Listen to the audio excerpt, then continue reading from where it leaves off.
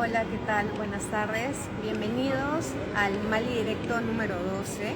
Yo soy Sayer, como invitados a Carlos Tamayo, que es el museógrafo del Mali, y Esteban Coronel, supervisor técnico de la muestra Liam Young Construir Mundos. Con ellos vamos a conversar un poco cómo fue el trabajo de la preparación y el diseño para el montaje de este proyecto, además de cuáles fueron los retos técnicos, ¿no?, de trabajar en un proyecto de este, de este cineasta y arquitecto especulativo australiano Liam Young.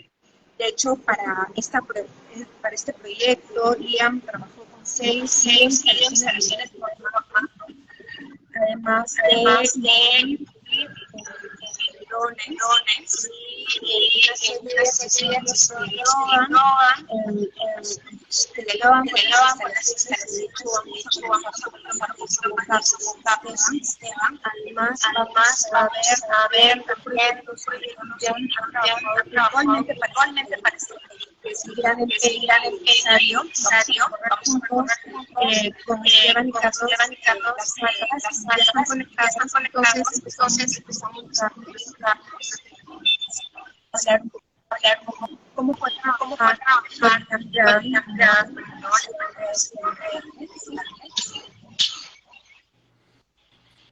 Hola, ¿qué tal? Hola, ¿Cómo ¿qué estás? tal? ¿Cómo estás?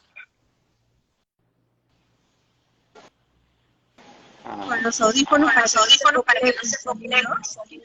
ah, ahorita nos Ahorita vamos a nos empezar un habíamos poquito empezado para que para puedas que puedas comentar cómo fue comentar trabajar cómo con fue Liam trabajar con sobre la Liam sobre la preparación y el preparación diseño y del el diseño proyecto para el montaje para del el Mali. montaje del Mali.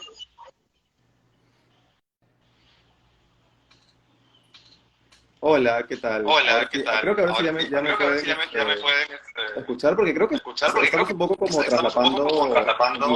traslapando sonido.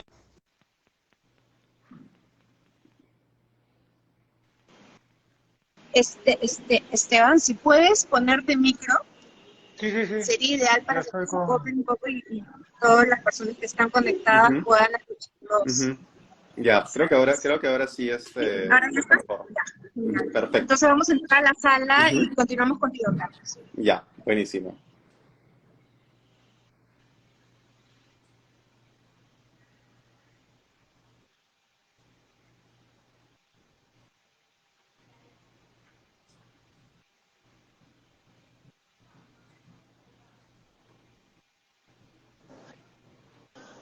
Carlos, Ujú, sí, cuéntanos, ya podemos conversar un poco cómo fue Liam para el ujú, montaje de eh, la exposición Liam Young Construir Mundos. ujú.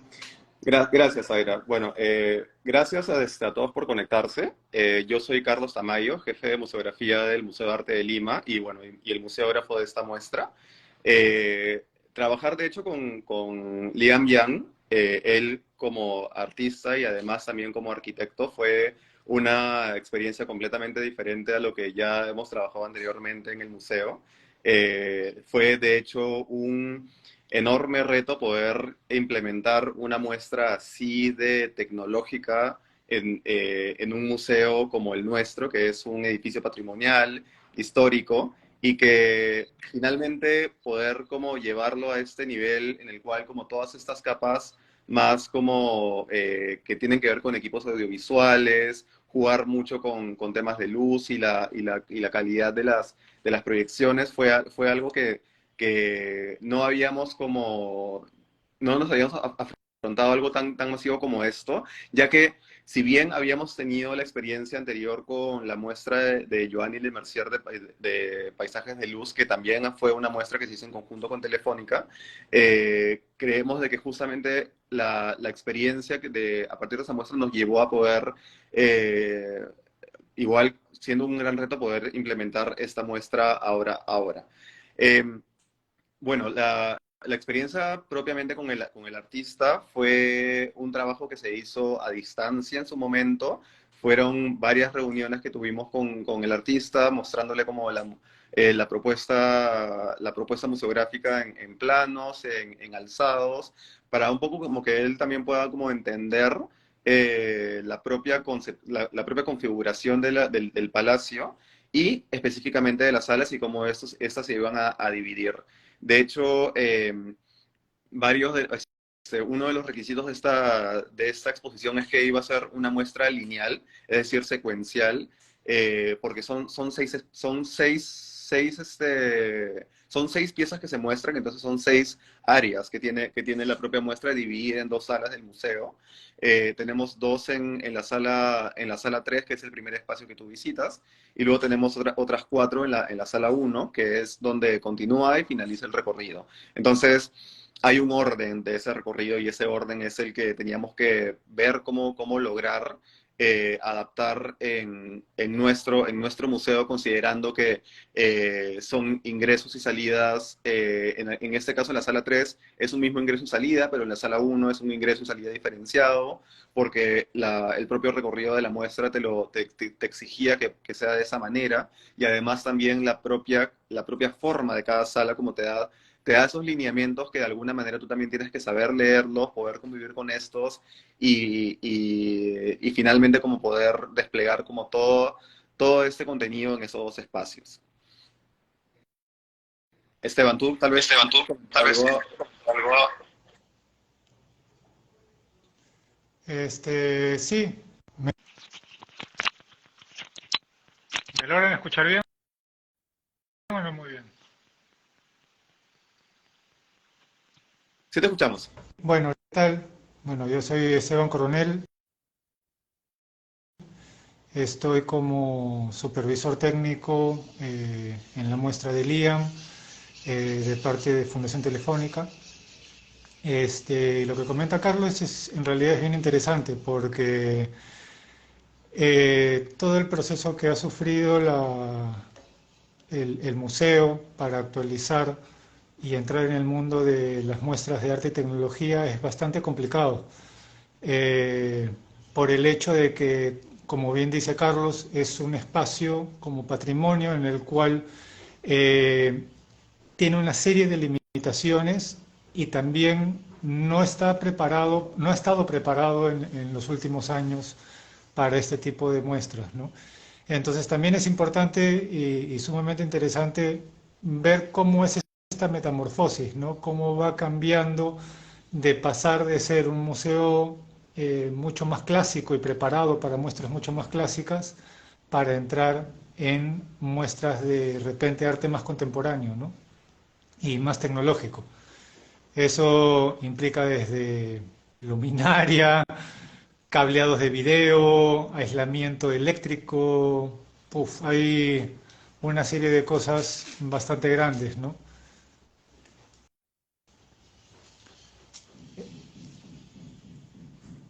Sí, Esteban, Sí, quizás nos Esteban, puedes quizás comentar puedes un comentar poquito un sobre poquito sobre el ¿Sobre qué, perdón? creado, se acopla un se poco acopla porque un poco porque no sé si son tus si son tus audífonos, audífonos, se acopla se acopla.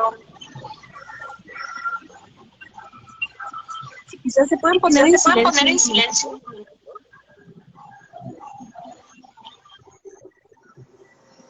Dale, Esteban. Creo que sería bastante interesante poder saber un poco qué equipos se han utilizado para poder montar estos videoinstalaciones de gran formato, ¿no? Cómo se ha trabajado justamente el tema del aislamiento del sonido. Esto creo que también lo puede mencionar Carlos, porque todas las piezas, todas estas 6 videoinstalaciones tienen un sonido que acompañan, ¿no? Los proyectos, y quizá puedan comentarnos un poco cómo ha sido ese trabajo, no, para incorporarlo dentro de este montaje.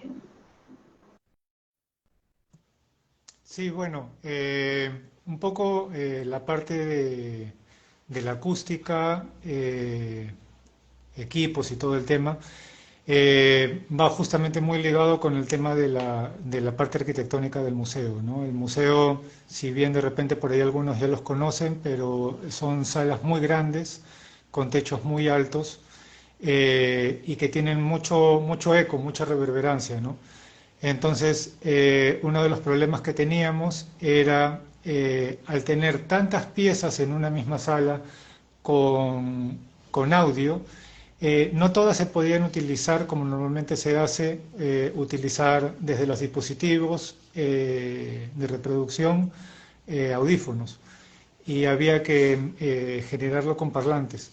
Entonces, una de las opciones que vimos con el equipo del museo era generar falsos techos, ¿no? Falsos techos mucho más bajos, generar unas subestructuras, techos con tela y los muros divisorios con drywall contraplacado, ¿no? Entonces, esas dos cosas generan como una suerte de aislamiento acústico. No es el ideal, pero nos ha funcionado bastante bien para poder generar subespacios y aislamiento en las salas grandes, ¿no? Sin tener que tocar o dañar o afectar la parte arquitectónica misma del museo, ¿no? Que es uno de los grandes retos también, ¿no? Porque no se puede tocar y distorsionar nada, ¿no? Eso implica que, por ejemplo, uno de los grandes retos es el tema de la colocación de los proyectores. Eh, si bien hay una serie de proyectores que son como de última generación que estamos utilizando LED, no son tan grandes, pero hay un par que sí son bien grandes. Entonces estamos hablando de que son proyectores que pesan alrededor de 25 kilos y literalmente no hay de dónde colgarlos.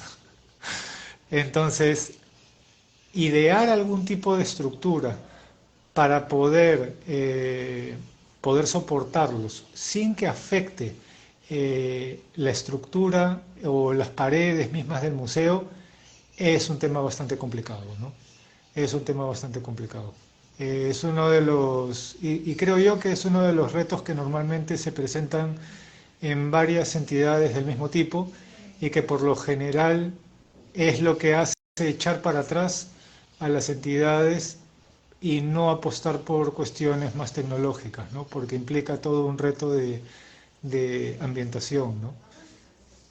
Por suerte en el tema del Mali es algo que ya hace un buen tiempo se venía trabajando en conjunto con Telefónica, y ahora el último año, año y medio se apostó fuerte por eso y se decidió también una suerte de capacitación también misma del equipo del Mali, ¿no?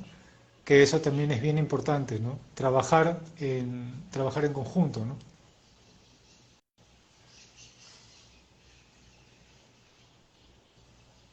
Creo que Creo que complementando a lo que menciona Esteban, algo que, siguiendo la línea con respecto a cómo hemos tenido que adaptar el espacio para poder lograr que toda la parte audiovisual como pueda funcionar bien, eh, creo que el tener espacios más comprimidos con estos nuevos eh, cubiertas que se han hecho dentro de la propia sala para poder incluso aislar más los espacios, también como implicaban otras decisiones más, que tiene que ver con la propia iluminación de la sala, el propio recorrido de la sala, ya que todos los rieles que iluminan la sala están en el techo, o sea, en el techo de la sala. Entonces, crear un techo debajo del techo sí era un reto enorme en el sentido, ok, vamos a tapar todas las luminarias de la propia sala, entonces tenemos que pensar en nuevas luminarias. Entonces, eso también como fue una nueva capa de información que teníamos que solucionar en ese momento, porque teníamos que poner en balance qué tenemos que lograr aquí. Que se ilumine bien, que sea una buena acústica. Sí, fueron muchas preguntas que aparecieron en el momento de planificar todo el montaje, y teníamos que ver de solucionar, digamos, como que todas estas condicionantes de la mejor manera, sabiendo de plano una vez más que estamos en un espacio que tiene, o sea, en dos salas que tienen sus propias condiciones relacionadas a la propia arquitectura del museo. Entonces, sí hubieron como varios elementos que de alguna manera funcionaron como condicionantes y a la vez como guías bastante como claras de cómo tener que actuar.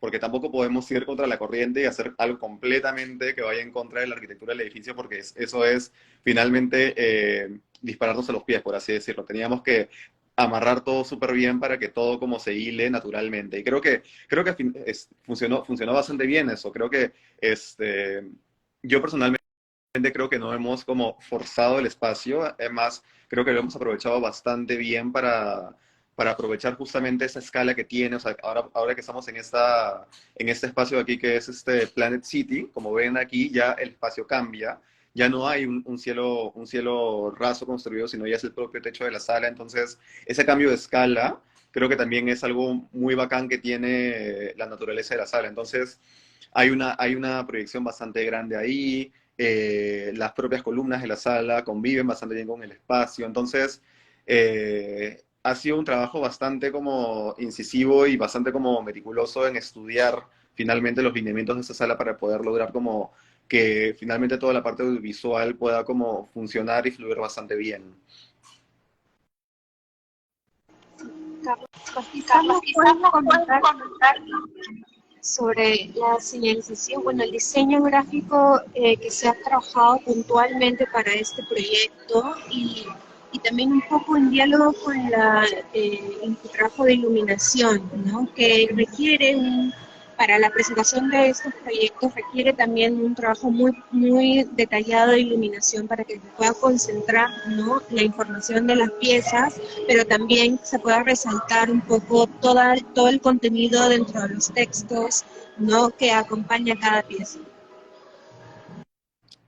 Sí, bueno, el diseño gráfico de esta muestra estuvo a cargo del estudio La Casa Design, que es un estudio que ahora mismo funciona en Madrid y París. Creo que es importante también como mencionar que esta muestra estuvo antes montada en Fundación Telefónica Madrid. Entonces, adaptar una muestra así en este espacio también fue como que todo un gran reto. Eh, Creo que también algo que ayuda muchísimo a que el diseño gráfico de la museografía funcione bastante bien es tener espacios bastante oscuros. Porque eso hace que todo lo demás como resalte con mucha facilidad. Entonces, algo que me parece bien interesante es si es que puedes acercarte al diseño de los textos que están al lado izquierdo, es que tener, por ejemplo, estos tres como cuadrados, por así decirlo, y que estén conectados con una línea. Creo que es una manera bastante peculiar y diferente y muy interesante de cómo mostrar la información de esa sección. Entonces tenemos en la parte superior el título de la sección y a ambos lados, como al lado izquierdo, el texto en castellano y al lado derecho el texto en inglés. Entonces, de hecho, esos son tableros que están pegados en el muro y funciona muy bien, como menciono, que al ser como elementos que contrastan con el color del muro, parece que estuvieran como que orbitando y flotando en el espacio. Que claro, aquí en pantalla es un poco como complicado como entender a lo que me refiero, pero es una experiencia que una vez estando ahí, como se siente de una manera bastante natural y que además eso como complementa bastante bien con la pieza audiovisual que finalmente es lo más importante de cada sección, que es la pieza es la pieza que tiene el color, que es la orgánica, es la que se mueve. Entonces, todo el diseño gráfico que hizo la casa de diseño me parece como bastante preciso porque complementa muy bien a los llenos que son las piezas audiovisuales. Eh, que además también eh, eso que responde muy bien a las necesidades de iluminación de la sala, porque como habíamos mencionado anteriormente, al ser piezas audiovisuales, esos espacios requieren estar o sea, requieren ser espacios oscuros para funcionar bien. Entonces, justamente el diseño gráfico también responde a esa necesidad, o sea, la idea de tener por ejemplo, el texto que se ve al lado de la pieza audiovisual es un texto blanco con unas líneas blancas sobre un muro negro. Entonces es un elemento que no pesa. Entonces se complementa bastante bien a la pieza audiovisual. eh, digamos de que por el propio color del texto, que es un blanco sobre ese negro, como salta fácil sin tener que iluminar tanto. Entonces eso también como de la sala oscura, la iluminación muy del proyector, creo que ha hecho que tanto la parte informativa, textual, como las piezas audiovisuales puedan convivir bastante bien sin que una se coman a la otra, por así decirlo. Una de las cosas que agregar, justamente lo que estabas comentando, es sí, el tema de la iluminación, ¿no? Porque a la hora de hacer toda la parte de montaje, es muy importante para el encargado técnico, en este caso, mi caso, ¿no? Estar en diálogo permanente con con el encargado de museografía por justamente esos temas, ¿no? Entonces, habían varios problemas no problemas, sino dificultades que había que tratar, ¿no? Con respecto a la iluminación. Por un lado, teníamos el tema de cómo iluminar las piezas, correcto, que no son videoarte, como por ejemplo ahora estamos viendo la parte de la colección de fotos o las máscaras o algunos trajes que también están expuestos de vestuario, sin que afecte esa iluminación, ya que están en algunos casos bien cerca a la parte de la proyección, eh, y se pueda ver bien. Por ejemplo, ahí es básico trabajar con un fotómetro, ¿no? Para poder tener el mismo rango lumínico en temperatura de luz para todas las piezas. Si bien para el público por ahí no es tan perceptible en cuanto a cada pieza, pero sí es importante para la ambientación general de la sala, ¿no? Por otro lado, eso también nos generó una dificultad literalmente en contra, que era como estamos viendo la pieza grande ahí de proyección. Eh, Teníamos dos grandes temas. Uno era proyectar sobre la superficie blanca, correcto, o proyectar sobre la superficie negra como estaba pintada. Normalmente se tiende a proyectar en salas de este tipo sobre superficies blancas, ¿no? Y no necesariamente es la mejor opción. En este caso, o sea, en las piezas que hemos trabajado ahora, hay un par de salas, perdón, en una de las salas, creo que es en la sala uno, que hemos trabajado directamente las proyecciones sobre la superficie negra, ¿no? Entonces, es bien interesante porque si el video te permite poder trabajar ese contraste, eh, no compite con las otras piezas que están fuera como vestuarios y te deja ver bien el material visual. Y en este caso de las grandes, se trabajó con una temperatura de pintura más tirada hacia un gris que hacia un blanco. Entonces, ¿eso qué permite? Que, por ejemplo, en este caso utilizamos proyectores LED que son bastante potentes y tienen mucho contraste. Entonces, lo que permite trabajar una superficie no blanca es que no haya tanto reflejo lumínico hacia la misma sala, ¿no? Entonces se puede mantener una temperatura de luz ambiental baja sin perder calidad en el video, ¿no? Sí, sí. Quizá para terminar, podrían comentar rápidamente lo que fue el montaje de los accesorios, los props. Como habrán visto los que ya visitaron la muestra, tenemos máscaras, storyboards que acompañan un poco el proceso de trabajo de Liam, además de maquetas, drones. Quizá Carlos y Esteban nos puedan comentar un poquito más sobre esto. Sí, bueno, como ya, si es que han estado desde el inicio de la transmisión y hemos hecho el recorrido desde el inicio al final, han visto que no solamente en los espacios están las proyecciones, sino que también están acompañados de props o, digamos, elementos que se han usado tanto para la producción de estos videos como para la investigación o exploración de estos mismos. Entonces aquí, por ejemplo, tenemos esos storyboards que, bueno, son parte del proceso creativo de esta pieza Planet City, eh, que de hecho el proceso para poder como montar estas piezas que acompañan a los audiovisuales, que es algo bastante interesante en sí de esta exposición. O sea, no solamente o sea, no solamente vas a ver como piezas audiovisuales que son los videos, sino además tienes como todos estos como componentes que son parte de esta producción te permite como ver muchas más capas de las que ves solamente en el video. Eh, Parte del proceso para poder, digamos, como que decidir dónde colocar estos elementos, partió inicialmente de dónde íbamos a colocar las proyecciones. Creo que esa decisión fue finalmente la determinante, porque estas son finalmente las que ocupan como el mayor espacio en general, tanto como de formato, como de presencia en el espacio, como el sonido que baña, etcétera. Entonces, teníamos que ser como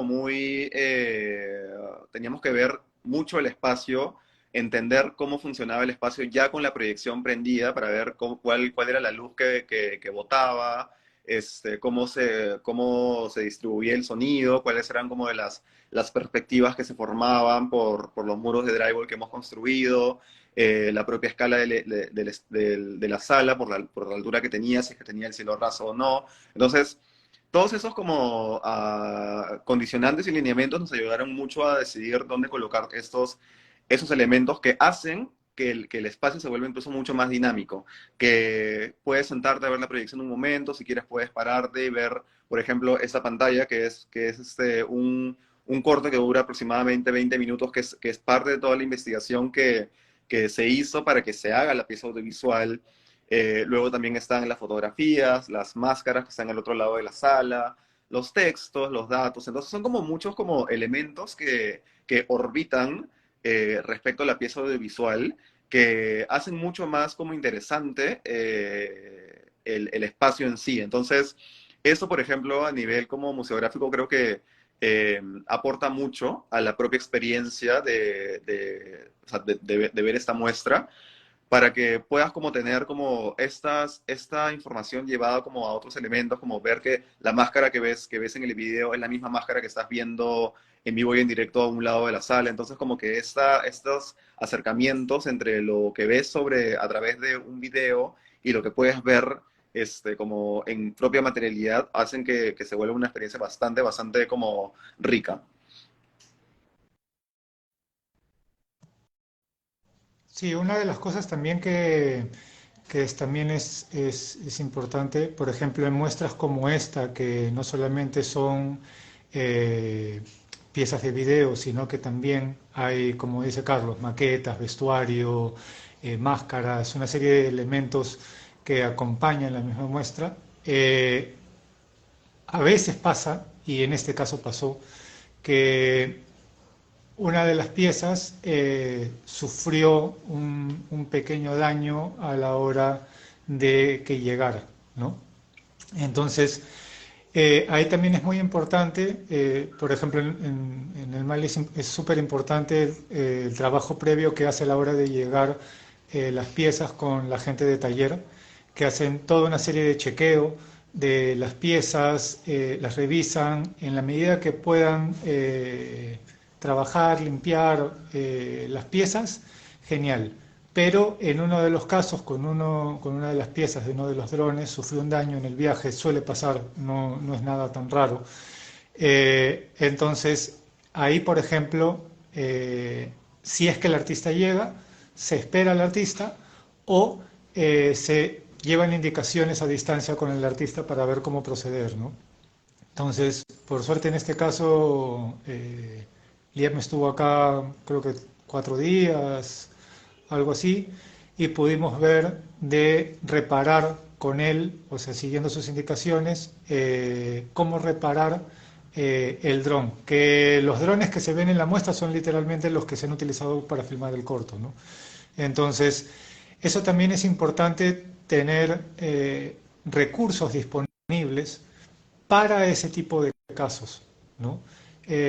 Normalmente no se toma tan en cuenta los equipos de taller para poder hacer una suerte de restauraciones, una serie de cosas, pero por ejemplo en el caso del Mali sí está bueno también que ese mismo taller también se actualice, ¿no? Como lo ha venido haciendo con este tipo de piezas que son atípicas para ellos en algunos sentidos, ¿no? Entonces, todo ese tipo de detalles es bien importante tomar en cuenta porque normalmente el rango que queda, si bien como decía Zaira o Carlos, ¿no? La muestra viene de Madrid y se viene planificando durante meses y las piezas llegan con tiempo. Generalmente el tiempo que queda para poder restaurar esas piezas es la última semana antes de la inauguración. Entonces, es muy importante tener comunicación permanente con el artista, con su curador, con el curador de acá, con museografía, taller. Hay mucha gente implicada, inclusive solamente para destinar atención a piezas que cuando el público las va a ver parece que no, no sufrieron ningún percance o no son tan delicadas, ¿no? Pero es bien importante ese trabajo también. Sí, vamos a salir un poco para poder hacer el cierre. Muchas gracias, Carlos y Esteban. Me voy a salir para que van.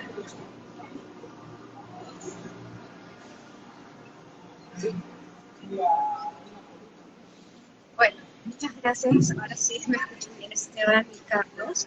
De hecho, esta ha sido una oportunidad para ver un poco, como decía Esteban, el trabajo detrás de la presentación de esta exposición, ¿no? de Liam Jam Construir Mundos. La muestra es de ingreso gratuito, entonces todos están invitados a visitar la exposición de martes a domingo. Desde las 10:30 de la mañana. A partir de los jueves ya hay visitas mediadas. Como han visto, tenemos una gran convocatoria de público para poder tener mediadores que les van a explicar al detalle estas 6 piezas que integran esta exposición. También quería invitarlos al sábado 18 de febrero a las 11 de la mañana. Vamos a tener una visita guiada puntual, ¿no? Donde vamos a ver justamente estas conexiones que mencionaron Carlos y Esteban entre la instalación, los drones, un poco la tecnología que está detrás de cada video instalación y que se puede ver en la muestra. Ahora quisiera anunciar algunas otras actividades. De hecho, el martes 14 de febrero tenemos una visita especial, es la Ruta del Amor. Vamos a tener 2 rutas a las 12 del mediodía y a las 3 de la tarde con nuestros mediadores por la colección permanente del Mali, donde van a dialogar un poco con las piezas que abordan esta temática del amor, con una actividad especial. Además, vamos a tener algunas promociones especiales con Bodega Verde. Están todos invitados para el martes 14 y también agenden el 23 de febrero. Vamos a tener una versión de la Noche Mali que va a ser Sunset Mali. Va a ser una edición de verano que empezará desde las 3 de la tarde, ¿no? Y vamos a tener también varias actividades retomando un poco las Noches Mali que tuvimos el año pasado en una edición especial de verano. Entonces, ya la próxima semana vamos a publicar un poco la programación para que todos estén atentos a las actividades que el Mali va a ofrecer en las próximas semanas. Y bueno, muchas gracias Esteban y Carlos y nos vemos en el siguiente Mali. Gracias. Gracias, Zaira. Nos vemos. Gracias, Nos Zaira. vemos.